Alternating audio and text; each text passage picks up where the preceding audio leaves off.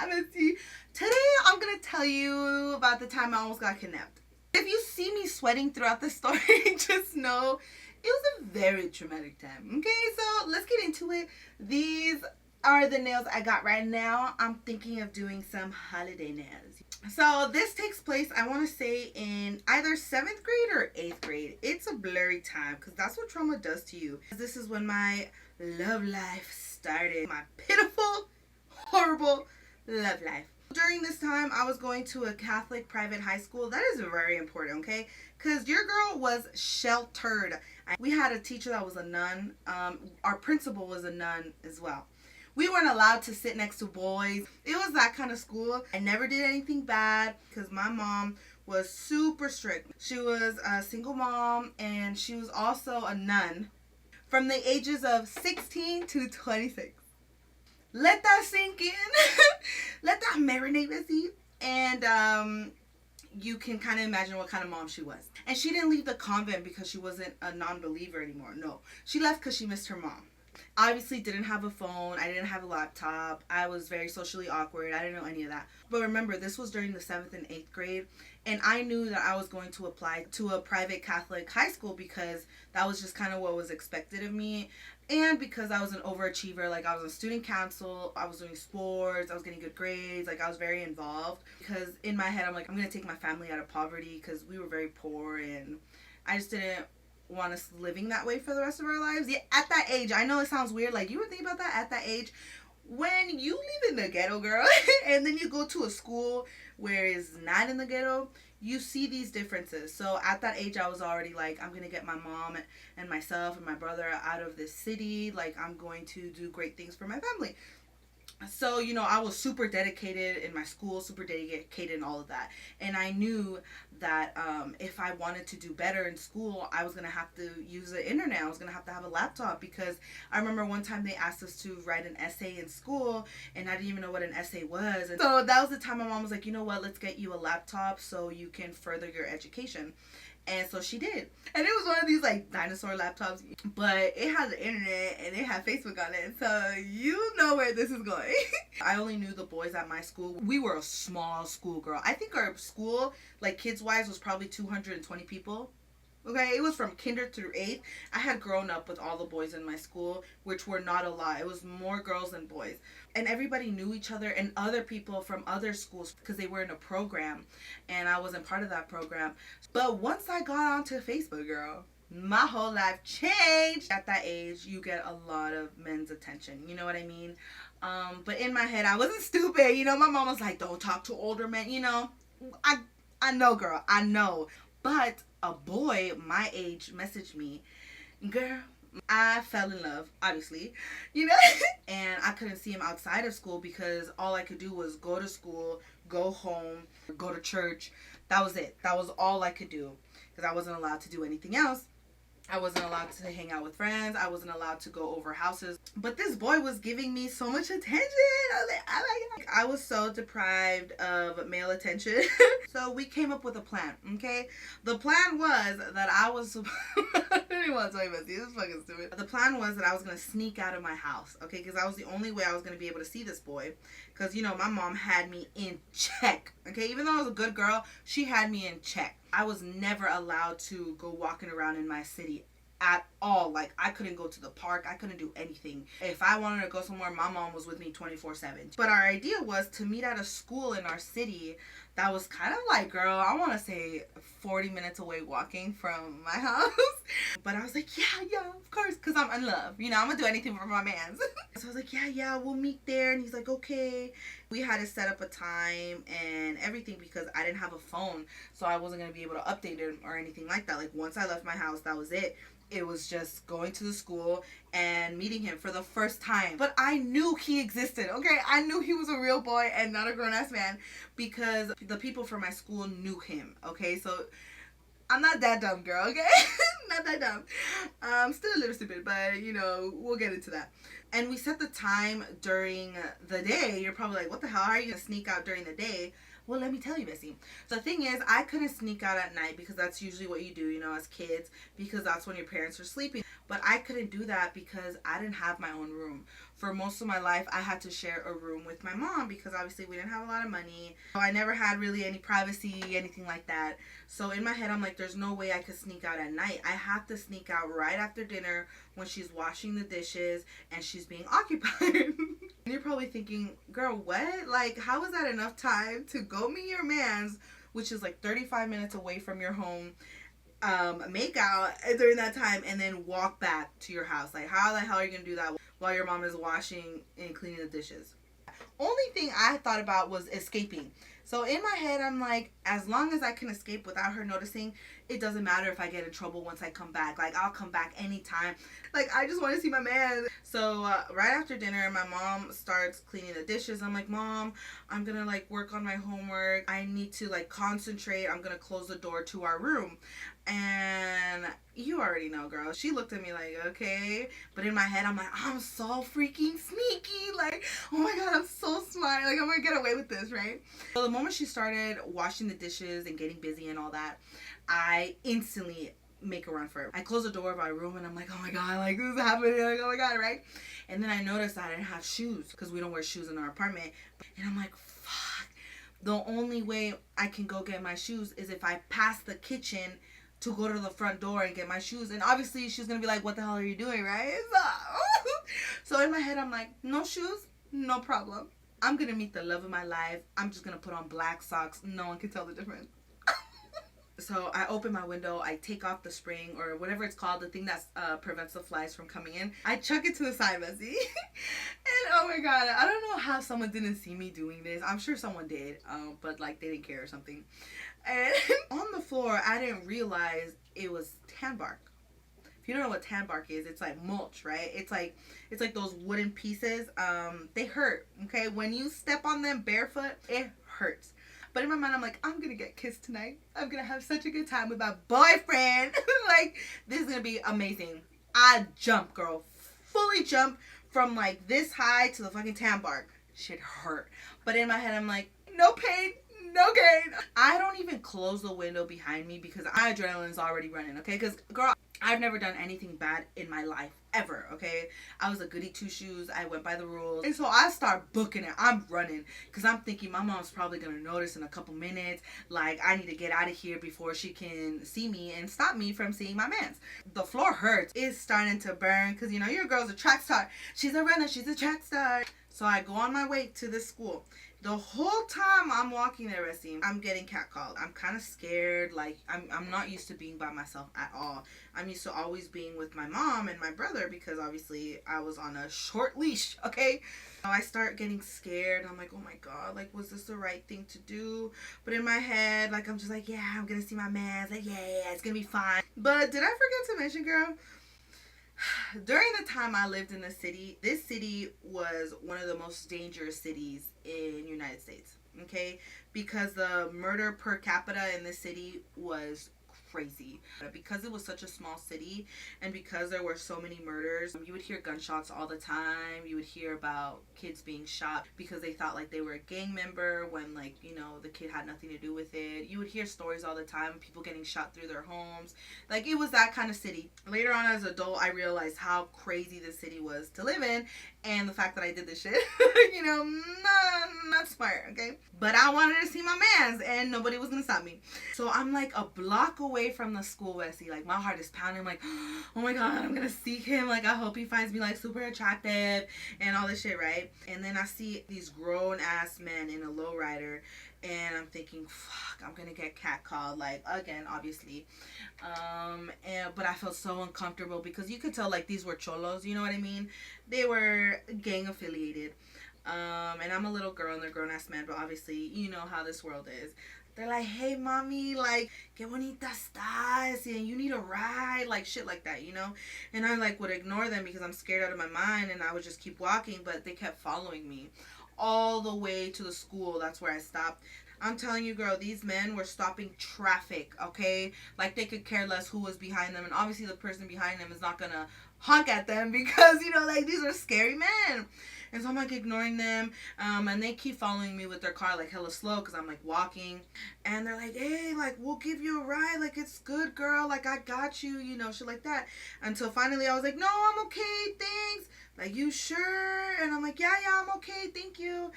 And I'm like ready to piss myself because I was so fucking scared, girl. One of them, like, you could tell, like, wasn't fucking with what they were doing. He's like, let's go, fool. And another one's like, okay, finally. So they leave me alone. I get to the school where I'm supposed to be my man's. I'm looking everywhere for him because I'm like, oh my God, like, my man's going to protect me. Like, everything's going to be fine, like, once I see him. This is a little boy, right? He's my age. But in my head, I'm like, yeah, he's going to take care of me. I look for him everywhere at the school. I don't see him at all. There's an event going on, like a soccer match, and the church is right next to the school. So the moment I got there, I was feeling a little safe. Even though, like, I couldn't find him, I felt safe because I'm like, okay, there's adults here. The church is here. There's other kids. If I get scared, I can go to the church. Like, I can go to a priest or something. You know what I mean? Because I'm that girl. There was so many kids and so many boys because it was a soccer tournament for boys, that I got overwhelmed because I wasn't used to, like, being around that many people, and I wasn't used to being around that many boys. So I was just like, oh my God, I don't know what to do. With my social anxiety, I couldn't do it anymore. So I'm like, you know what? I guess this is it. Like, maybe he got caught up. Like, maybe, you know, something happened. So I'm like, okay, I guess I'm gonna go back home. So I start going back home because it's getting late at night and I'm already freaking out. I'm terrified. Like, I still got a long way to go to my house. So on my way back, I start crying because I'm thinking, my mom's gonna be so mad. Like, this wasn't even worth it. I didn't even get to see my man. I'm gonna be like my mom's prisoner until I'm fucking 30 years old. So instead of walking back to my house, I start walking towards my school. My school in the neighboring city. I never said I was smart. Okay, let's see. I was book smart. Best believe that. But street smart didn't exist. Didn't exist up here. Because like I said, I was sheltered. You know what I mean? My whole life I was sheltered. So I start walking towards my school because I'm thinking this is a safer city. Like, I'll be safe there. Like, my mom won't be mad at me. Like, maybe my mom will calm down by the time I get home from my school. And I didn't go to the church, which was next to the public school I was supposed to be my man's at. I didn't go to that church because they were closing. So I start walking to my school. I'm probably like 10 minutes away from my school. It's dark, girl. Okay, like, it is pitch black outside. And where I'm walking, there's not a lot of street lights. It's like mostly trees. It's like beautiful big houses, a lot of trees. There'll be some lights here and there, but other than that, it's like pitch black dark because their trees are huge in that city. I'm freaking out because I'm scared. Like, I'm alone on these streets, but not even that. I'm scared of the dark, you know? Because growing up, my mom would tell me all these stories of, like, demons and possessions and and, you know, exorcisms, all of that shit, because my mom was like super religious and that's the way she would like scare me. And she would tell me these freaky ass stories about what would happen and if I was like bad or if kids were bad. So in my head I'm freaking out. I'm like looking around, I'm like, oh my God, like there's probably ghosts and demons around me, like shit like that, you know? And so I remember, I'll never forget this. I was on the sidewalk, right? And there was like trees on each side of the sidewalk. And where I'm walking, it's like really dark until the next light. And I'm freaking out. I'm looking at the ground, trying to like ground myself. Like, it's okay, you know, like it's gonna be okay. Just keep walking to your school.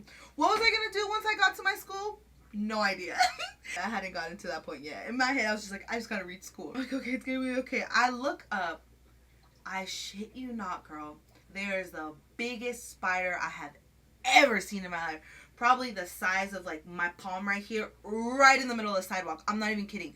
The spider web is being connected by the tree on this side and the tree on this side. So it's like huge spider web in the middle of the sidewalk with the huge spider right in the center. It almost looks fake, you know what I mean? But that shit was real because I think it was moving. I'm right here at the spider because I didn't notice there was a spider in front of me right until like right here. I look and I start bawling my eyes out. I start having a panic attack.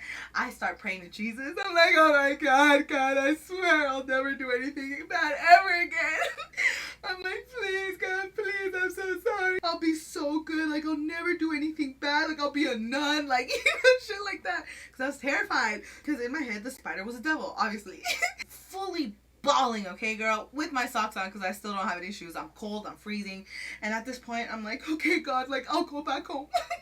I'll go go back home, I'll face my mom. So I start going back home. I'm like running because I'm like, I just want to get home. Like, I just want to hug my mom. Like, I just want to say, so I'm so sorry. Like, I'll never do this again. You know what I mean? Like, stupid boys. Like, I don't even like boys. I'll never like boys ever again. You know, I was like, what is love? Like, he doesn't love me. He didn't see me. My mom loves me. My mom is the only one that loves me. And God. You know, like, that was going through my head. And so I'm finally like 30 minutes away from my house and I can no longer run. I'm like, oh my God. So I start walking, and where I had to walk, it was a very dangerous street, and it didn't have a lot of lights, like, at all. It was almost like pitch black. The only lights that would come were from vehicles if they ended up turning like a street back there or a street in the front. Like, but where I was walking, it was basically like a ghost town, and everyone's sleeping too, you know what I mean? Because it was late at night now. Like, I had gone on an adventure, girl. Like, this, it had, you know, it was a while now. But you don't want to be in these streets at nighttime because it's that type of city. The only ones that are out, you know, I ain't doing nothing good. Do you know what I'm saying? So I'm like speed walking, my feet hurt, but all I can think in my head is like, I got this, like, I'm almost there. But I started feeling so weird. Something wasn't right. And so I started being super paranoid. I started like turning every couple seconds, girl. I was just like, I felt like somebody was following me. Then out of nowhere, I see lights behind me. And I'm like, oh my God, it's a car. Like, I hope it's not a man. Like, I hope I don't get catcalled. Like, I'm so close to my house. And my mom had scared the shit out of me before, right? She's like, if you go out, they're going to take you. They're going to kidnap you. They're going to sell you. They're, you know, all this stuff. So in my head, I'm like, this is happening. And so my adrenaline's pumping. In my head, I'm like, please, God, make me invisible. Like, don't let this man see me. Because my mom had told me about miracles and shit. I'm like pleading to God, right? In my head, I'm like praying. And I see the truck slow down. It's a white truck, like one of those worker trucks. And somebody's uncle's in it, okay? And I could just see him, like, he's like passing me super slow, just looking at me like this. I could tell when he looked down at me, like, he realized I didn't have any shoes on. And, like, I could see, like, a little smirk in his face, girl. My heart, oh, my God, girl. I even want to cry right now thinking about it. Like, my heart sank, you know, because I thought, this is it. But I, like, ignore him, and he just passes on by, girl. He turns the corner on a street, and he disappears. And I'm like, oh. I'm thinking I'm in the clear. Everything's good, right? I'm like, oh, I'm almost home. I'm probably, like, 15 minutes away home now, bestie, okay? And so I keep walking. And then I start feeling weird again, girl. I'm like, what is going on? And I see headlights behind me again. And I'm thinking, no. Please don't let it be the same man. I'm still walking this way. The truck is again behind me. He comes next to me, girl. Oh my God, girl. When I saw him that second time, I thought, this is it. Like, this is it. He sees that I'm alone. Like, he sees that I don't like live right in front of this house. He looks at me again, and this time he looks more concerned. He's just like, and he's about to say something, girl. Like, he's about to roll down his window, and I start speed walking. I'm like speed walking. I'm like passing his car. At this point, he got to turn, and I'm just like walking straight, right? And so he ends up turning, and he disappears again. So I'm thinking, I got to run to my house. I start running. Instantly, I stop. I had big ass holes under my sock. I looked at my feet. I was blistering, girl. Like, it was red. It was a little bit raw. My feet hurt so bad. I couldn't run. Because, like, you know, when you run, you kind of have to, like, push yourself. It hurt every time I did that. And I'm thinking, oh my God, what do I do? Like, I need to get home. At this point, I'm probably like 10 minutes away from my house. I'm so close to my house, but see, I'm thinking, I just gotta get through this. And then out of nowhere, I see this truck heading my direction, now in front of me. And I'm like, it's the same truck. It's the same truck. Like, he's gonna take me. This is it, right? Again, because I had gone through this already now 3 times. He's coming towards me. This time he has like a nice, sweet look on his face. And then he starts rolling down the window. He's like almost getting close to me. And I'm on the sidewalk, and I start going like away kind of towards the bushes of the sidewalk. And he's coming towards me, and I can hear him, ¿Estás bien? Like, ¿quieres un ride? It was like, are you okay? Do you want to ride? Like, I'll give you a ride wherever you need to go. Yo te ayudo. Even though he had this face of like kindness, something didn't feel right. So instantly I'm like, no, I'm okay. Estoy bien. And he's like, ¿Estás segura? Déjame ayudarte. Like, ven aquí. Like, come here. It's okay. And I'm like, no, it's okay, thank you, like, I'm okay, like, my dad's around the corner, like, he's coming. Girl, I didn't have a dad, but in my head, I'm like, yeah, my dad's, like, he's coming here, he's gonna pick me up, and he's like, no lo esperes, don't wait for him, like, I'll take you. And I'm like, no, God, please, no. And I start speed walking, and I stop, because He's here in front of me. I'm here walking towards my house. He came in from this way. So he must have done turns to get back where I was at. So he was coming this way. I'm coming this way. And I'm like, I can't keep speed walking because then I have to pass his truck. And so I'm like, do I turn around? What do I do? So I stop. He sees that I stop. He looks at me. I look at him. I do one of these, like, oh, where the hell am I going? The moment I do one of these, he gets out of his truck. Bestie, oh my God, I'm crying. I could see his whole face had changed. Like, he's like closing his truck, like coming towards me. I'm like panicking, and so I turn around and I start running, girl.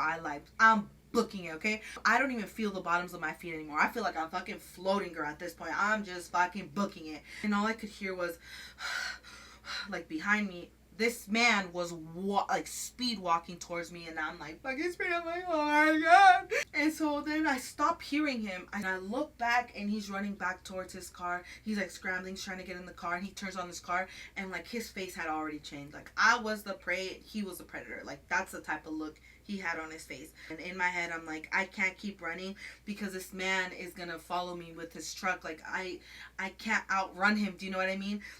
And yep, sure enough, he starts following me with his truck right behind me, like, yo te ayudo, like, súbete, like, yo te ayudo. But in his face, you could tell that he was getting tired of my games. And so he starts yelling through the truck, like, ven aquí, súbete. Like, his whole demeanor had changed. All his voice had changed. Like, he was no longer trying to play the good guy. And it goes to a point where I can now turn a street corner, because at this point all I could do was run straight because it was just houses. And by the way, the more I run, the more I'm getting farther away from my house. I finally turn the corner, like, on a street. So I stop, I hide in these bushes, and all I could hear was me breathing and his truck. I'm thinking, this is it. Like, he's gonna find me and it's gonna be it. Like, this is my time. In my head, I was like, I love you, Mom. Like, they obviously can't hear me, but in my head, I'm like, I love you, Mom. Like, I love you, brother. Like, I'm so sorry, you know? Like, I'm so sorry. Oh my God. At this point, I could only hear my breathing. I couldn't even hear his truck anymore. And I couldn't tell if he had left or if he had turned off his car to wait for me until I got out of, like, the hiding spot I was in, because he didn't know where I was. But in my head, I'm like, I'm just gonna wait it out. And I waited. And finally, I'm like, okay, this is it. I'm just gonna run to my house and I'm not gonna look back. I get out of the bush. I don't even see if he's around, and I run, girl. I run. All I see is just darkness because I'm just looking straight ahead. I'm not even looking at my surroundings. I'm sprinting, girl, okay? And at this time, I was a fast runner, okay? Like, I was known for being really fast. I don't even feel the pain in my feet anymore. The adrenaline's like fully pumping. I get to the door of my apartment. I'm knocking. I'm like, let me in, like, let me in. I'm thinking, oh my God, like, he's gonna be right behind me. I'm just thinking, like, please open the door, please open the door. Like, this man was gonna catch up to me. Like, that's all I was thinking in my head. So I'm like knocking. Guess who opens the door? If you guessed a police officer, you are correct. My house was filled with police officers. I was so stressed out. I had such tunnel vision that I didn't even notice the cop cars outside of my apartment complex. I didn't even notice it. But I remember seeing lights when I'm thinking, like, gotta get home. And so he opens the door and all I could hear is like, she's here. The girl is here. And I'm like, And I was like, oh my God. I see my mom. In my head, I'm like, everything's gonna be okay. Like, she's gonna be happy that she sees me. She sees me. Ooh. I'll never forget that look on my mom's face. It was the look of, I will never forgive you. Like, type of look, girl. For the first 0.5 seconds she saw me, it was like relief. And after that, she's like, no te puedo creer. Like, you know, like a fucking novela, you know, like, casi me mata. And I'm like, Mom, like, I'm sorry. Like, can I have a hug? Like, please hug me. Because I almost got kidnapped. And she's like, don't touch me. Don't even look at me. And I was like, ooh. I was like, okay. In her head, I had snuck out to do very, very sinful things. And she's like, no te puedo creer. God is so upset with you. Like, all these things, right? And in my head, I was so young. I was like, God hates me. Like, he hates me. She started, like, crying and, like, making me feel bad. My mom had a thing where it's like, she wouldn't get to you by being pissed off. She would get to you by playing emotional games. You know what I mean? After she would go off on you, you would feel like shit. Not because your mom yelled at you, but because she convinced you that you were the worst person in the world, causing the worst pain, like that type of emotional, I wouldn't say abuse, but like Like, yeah, I had left the house. Like, yeah, I had done something super bad, but I was always a good girl, you know what I mean? But that's the day my mom found out I was talking to a boy. I snuck out. I was wearing clothes that weren't crazy, but like to her it was like, oh, like you slut, you know what I mean? Yeah, I remember like wanting to myself because of how bad she made me feel, and I felt like such a sinner, you know, and all that stuff because like she was super religious, so all of that was being engraved in my head. But we've had a lot of therapy since then.